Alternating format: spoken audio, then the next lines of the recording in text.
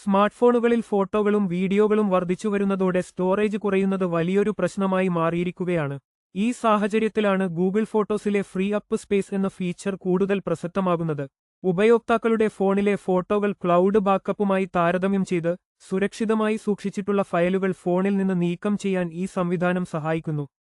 മുൻപും ഈ ഫീച്ചർ ലഭ്യമായിരുന്നെങ്കിലും ഇപ്പോൾ ഗൂഗിൾ ഇതിൽ വരുത്തിയ മാറ്റം ഏറെ ശ്രദ്ധേയമാണ്. പുതിയ പതിപ്പിൽ ക്ലൗഡിൽ ബാക്കപ്പ് പൂർത്തിയായ ഫയലുകളെ തിരിച്ചറിഞ്ഞ് അത് നീക്കം ചെയ്യാൻ സംവിധാനം നിർദ്ദേശം നൽകുന്നു. ഗൂഗിൾ പിക്സൽ 9 പ്രോ XL ഉപയോഗിക്കുന്ന ഉപയോക്താക്കൾക്ക് തങ്ങളുടെ 256 GB ഇന്റേണൽ സ്റ്റോറേജിലെ പരിമിതികൾ മറികടക്കാൻ ഈ മാർഗം വലിയ സഹായമാണ്. എങ്കിലും ക്ലൗഡ് സ്റ്റോറേജിനെ മാത്രം ആശ്രയിക്കുന്നതിൽ ചില ആശങ്കകൾ നിലനിൽക്കുന്നുണ്ട്. AI അധിഷ്ഠിതമായി പ്രവർത്തിക്കുന്ന സിസ്റ്റം തെറ്റായ റിപ്പോർട്ടുകൾ നൽകി അക്കൗണ്ടുകൾ ലോക്ക് ചെയ്യുമോ എന്ന ഭയമാണ് ഉപയോക്താക്കളെ ഇതിൽ നിന്ന് പിന്തിരിപ്പിക്കുന്നത്.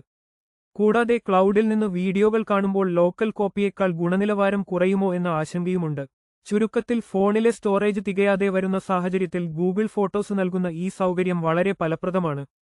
കൂടുതൽ വാർത്തകൾക്കായി ഞങ്ങളുടെ ചാനൽ സബ്സ്ക്രൈബ് ചെയ്യുക.